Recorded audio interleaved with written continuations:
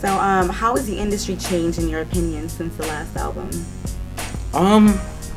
Man, the industry changed so much. You know, one, technology is always increasing. Like you look at where music is being sold and where it used to be sold even 2 years ago. That's changed. You know, the whole ringtone game. When I came in, we sold almost close to 2.5, almost 3 million ringtones, and that's changing. Even that, because now people are getting access to free websites with the ability to download free ringtones.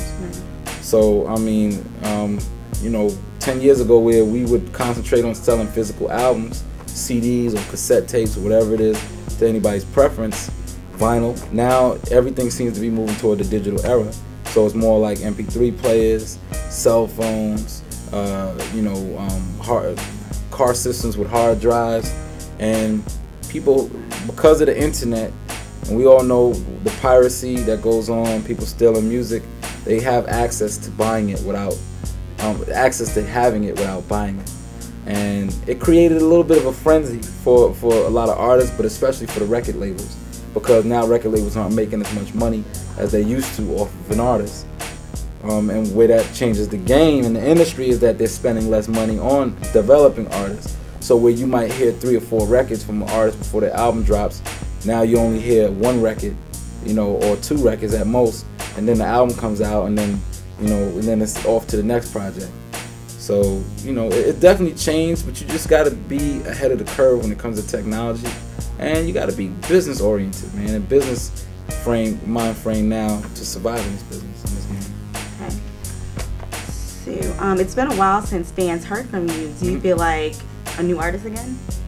Yeah, I do. I feel brand new. Even if I would have came back 2 months after dropping the album, I would have felt brand new, because people don't realize when you hear a song in the studio, that song could have been recorded 60 years ago. You know, and Music Is My Savior.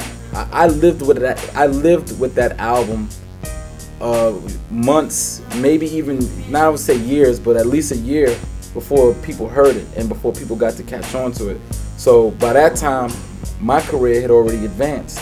You know, I feel like I've already lyrically advanced and mentally advanced, and just as a person I've advanced. So when I got back in the studio, I felt like I was 10 times better than the person I was even with the Music Is My Savior album. And so of course, you know, I feel brand new right now. I feel like I'm in a different lane and I'm in my own space. Okay. So tell me more about the first single, Move If You Wanna. Move, produced by the interns, the production crew we talked about, fresh out of Chicago. The first single off the album, Guilt, which hit stores April 7th.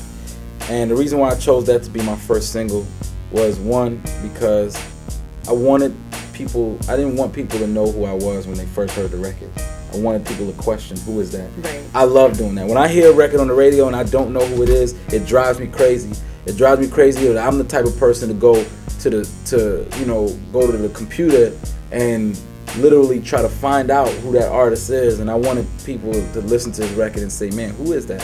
You know, I think that's hot. And then when they connected with me, because, you know, obviously there's a lot of haters out there, then they automatically be like, man, you know what, maybe I got this kid a little bit wrong. Maybe I need to just invest a little bit more time in listening to some of his stuff. So, you know, I think the record is serving its purpose, and we shot a phenomenal video.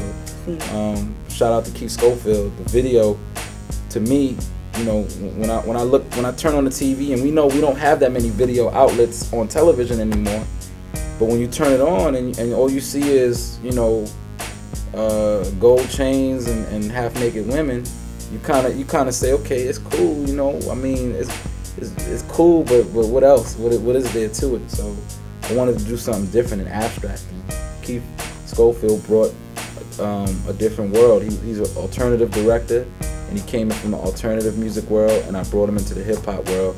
And I think he gave me a video that keeps your eyes glued to the television to figure out what's going on or how things are happening. And I'm like, I think that's gonna be video of the year for anybody. I don't care what it is. I take whatever it's the Moon Man. What are they giving out now? I don't even know. Whatever. Right. So what was the video for that like? It was for Move. It was a great experience because you know, I shot 3 videos professionally prior, and you know, one I shot in 2001 in Canada called Love 'Em All.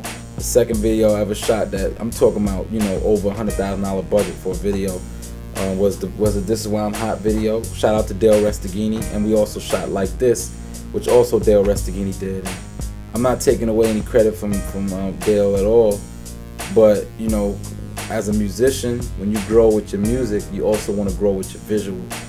And I was imperative on the fact that this video needed to be different from anything on television. And when I got approached with the idea of shooting the video with this camera called the Phantom camera, which actually shoots high definition but in really super slow motion speeds, and I got this concept brought to me, I'm like, you know what, this is gonna be something good that I think people aren't gonna expect.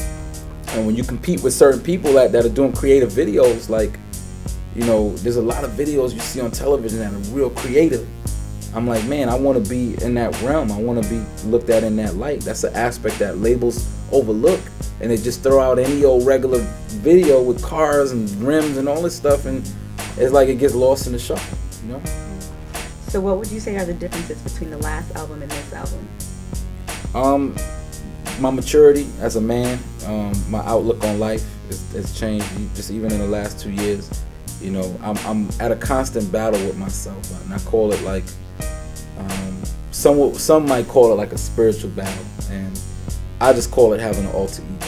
You know, like, I'm not a schizophrenic or anything. I'm not crazy, but I feel like everybody in this world has an alter ego. Everybody in this world has somebody that they would love to be away from who they really are. You know, if the hardest gangsterest dude in the world at some point wants to consider being Mr. Lovey-Dovey. And so for me, it's like, okay, I get to be Mims, and then I turn around and I get to be Sean Mims. You know, and that, obviously that's my government. I put it out there. But and it's cool for me because that's my outlet for stress. That's how I feel good about myself. So and that's also how I get in trouble, because Mims would do things that Sean Mims wouldn't do, and then Sean Mims would do things that Mims wouldn't do, and you battling with yourself over yourself, and that seems a little crazy, but that's what everybody's reality is, and you know, that's me. That's how I feel. Okay.